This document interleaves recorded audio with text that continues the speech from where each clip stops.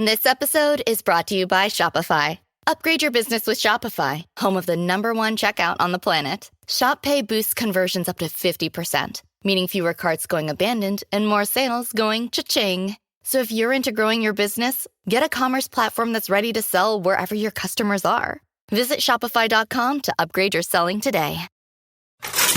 It's More Money with leading economist Steve Moore. Now, here's your host, Steve Moore. Welcome back, folks. This is the More Money Show. I hope everybody is having a wonderful weekend. By the way, next weekend is going to be incredibly wonderful because we are inaugurating a new president, and that will be Donald J. Trump.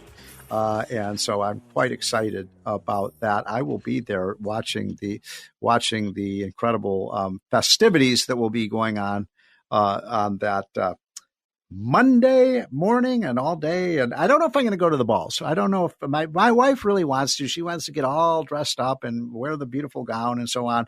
But I'm wondering about that because, my God, the amount of security for this is going to be incredible. But I want to bring on John Fund, who you all know. John Fund, he's a regular on the show. He's a regular on Fox News. You know him from his many, many years at the Wall Street Journal. John and I are so old that we both go back to the Reagan era. That's how old we are. John, thanks for joining. By the way, he is now senior editor and contributor at National Review. He also works with me doing our election and political analysis at Unleash Prosperity, and is also with National Review. So he wears many hats. John, thanks for joining. A pleasure as always. Happy New Year. Okay, so I've been chopping at the bit to talk to you about this, John, and I thought you were the best person I could think of to have this discussion with about what I am calling, John, I hope you're sitting down, the death of wokeism. And I think all these ESG stuff, all of the stuff about equity and diversity, and I think people are sick of it. I think the companies are running away from it. I think the voters are saying, and the consumers are saying, we don't want that. We want a country that is unified, not judges people by the color of their skin, and not everybody in this country is a victim. And we're seeing so many signs of this, John, and I want to know what you make of it. Well, I would slightly rephrase that. I don't think we're seeing the death of wokeism because that implies, it's going to be put under the ground and dirt is going to be put on top of it. I do think we're seeing the return of meritocracy. And what that means is the traditional American values where you work hard, you demonstrate talent, you get rewarded for it, and you get to keep more of the fruits of your labor. That is coming back in a big way. Mm-hmm. Extreme wokeism, yes, that is going to have a funeral because, A, it doesn't work, B, it's become revealed as a complete scam. Everybody from Robin DiAngelo to Taoiseach Coates has been exposed as basically a con artist. And in addition, of course, we're seeing that putting people's identity ahead of people's ability creates all kinds of problems. Every time there's a major... John, it's un-American. That's not what America's about. We don't judge people by the color of their skin. We judge them by what they do. So for a long time. Look, what happened is we've had a troubled past, and then we decided to flip it completely over and go in a completely different direction. Yeah. And the victims changed, but the policy, of course, the misguided policy remained. Every time we have a major tragedy or governmental screw-up or even corporate screw-up, people ask in the back of their minds, were the wrong people in charge and were the wrong priorities being emphasized rather than what we know needs to be done to protect people's prosperity, lives, and property. Yes. And I'll tell you, it even goes... people are asking that about the fires in Los Angeles now. People have been asking that about, the Boeing scandal. People have been asking that about almost everything that goes on. It may or may not be true, but the fact that people are questioning these things says the policies have gone too far and we need to have a course correction. Well, there's so many tangents to what you just said, but one of them that I wanted to explore with you is what's going on with Mark Zuckerberg over there at Facebook and Meta, who, 5 years ago was kind of one of the leaders of this kind of DEI, ESG, movement. And for those who don't know what these acronyms are, DEI is what? Diversity, equity, and inclusion, is it? Yes. And then what is ESG? Environmental, social, governance. Yeah. And so what I call a kind of an extreme environmental view of, by the way, we saw a lot of companies, John, just this week walking away from net zero. Tell my listeners what that is. Well, net zero is the completely misguided concept that whether it's by 2050 or by 2040 or by 2035, we have to achieve either in specific industries or system-wide, countrywide, a system where no more carbon is emitted than in the past. In other words, we basically keep the emissions of carbon constant. They don't grow. And so this basically means no oil, no gas, no coal.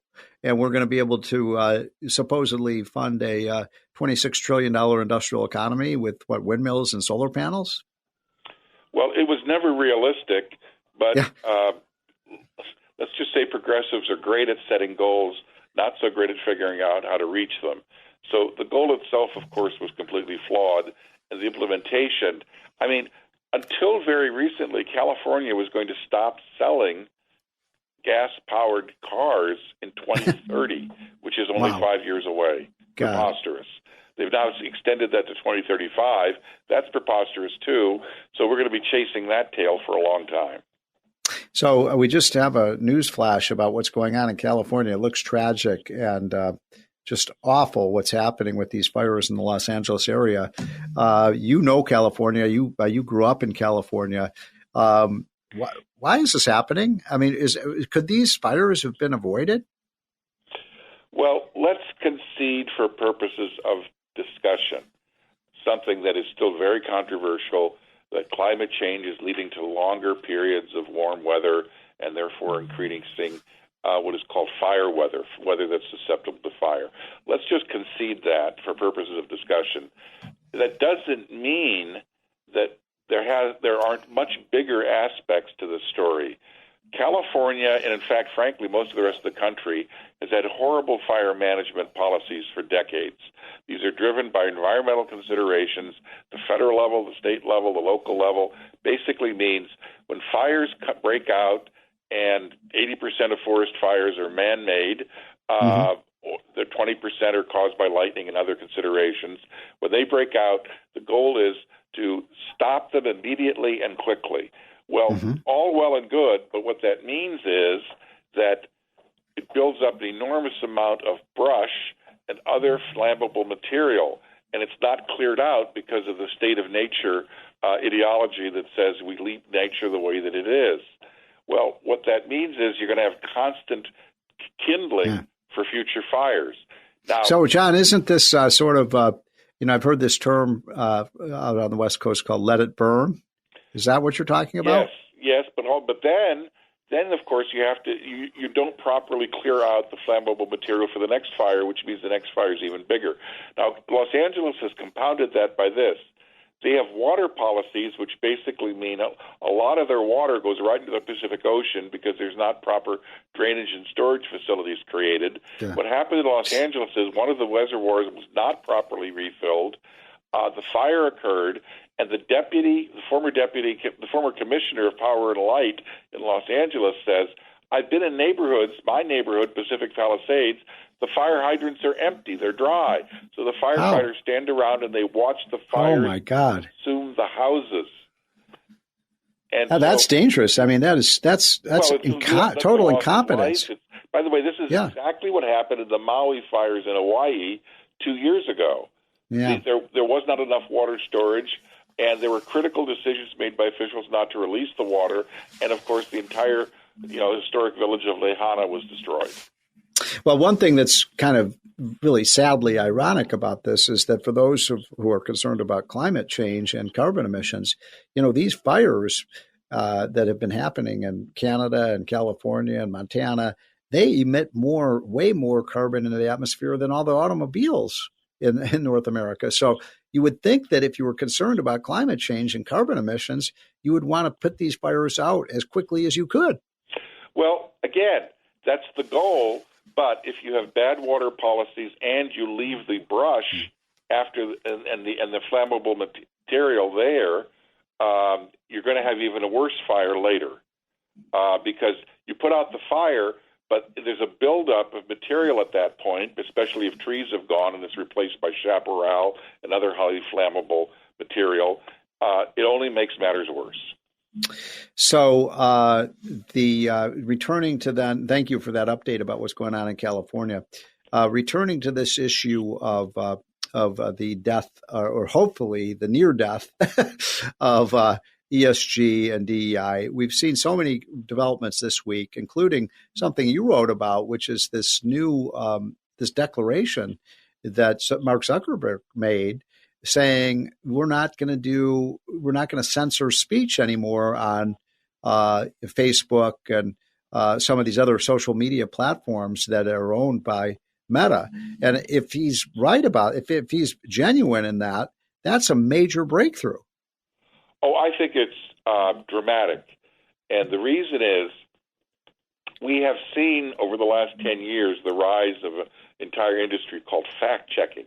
In other words, any time that a politician or someone in the news says something, an army of establishment media fact-checkers come, but rather than report the facts, which they often cherry-pick, they do something which I would call supporting the existing narrative. In other words, whatever the party line is, whatever the woke line is, they supply the facts that back that up. And what that has meant in practice for social media users is their posts are removed, their posts are de-emphasized, so they don't get enough much prominence as before. Some people, their posts are allowed to stay up, but they are not allowed to monetize to get any money from the clicks or the popularity of them. Now, of course, there are abuses. There will always be abuses. There will always be people who make stuff up and put it up on the web. But allowing private companies to be bullied or forced into hiring an army of fact-checkers is counterproductive, and it's because it restricts free speech. And even worse than that, we saw during COVID that government officials, this is all documented, government officials would go to or suggest to social media companies, we don't like what people are saying about COVID. We don't like what people are saying about lockdowns. We don't like what people are saying about, perhaps not taking the COVID vaccines. There have been some problems that have resulted from that. Well, shut those people down. And the companies didn't because, of course, government regulates the Internet now. Government regulates the forms of communication, and it's a dangerous, dangerous precedent for a free country. It really is. And, look, this is America. We should have, one of our most fundamental rights. It's in the First Amendment. There's a reason it's the First Amendment, is the right to free speech. And you and I, and I bet a lot of our listeners have been the victims of these, quote, fact checkers who don't get their facts right, John. And they're, censoring people with views that are conservative, and liberals get a free pass. Well, of course, in theory, it can happen to anyone, and that's why you want to make sure that it doesn't happen to everyone. Right, exactly. And the only way to do that is to do what Zuckerberg has done. He's saying, look, content moderation can be done. Most of it can be done by the users. They post community notes right underneath the offending tweet or the offending message or the offending video. They say, these facts are wrong. Here are links to prove that they're wrong. And of course, outright appeals to violence or racism or complete insanity. You could do something about the extreme cases. But what Mark Zuckerberg is saying is, absent emergency situations or an appeal to violence or something like that, we're going to let the community police itself. Yeah.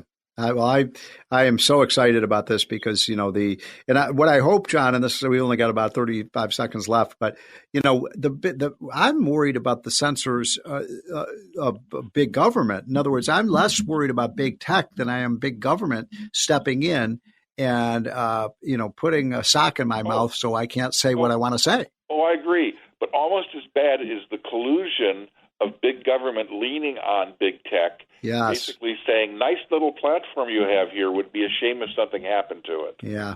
Well, John, great points. Thanks for joining us, folks. That was John Fund from National Review, formerly many, many years with the Wall Street Journal editorial board, works with me at Unleash Prosperity, and is one of the smartest political people I know. Folks, we'll be right back. This is the More Money Show on WABC.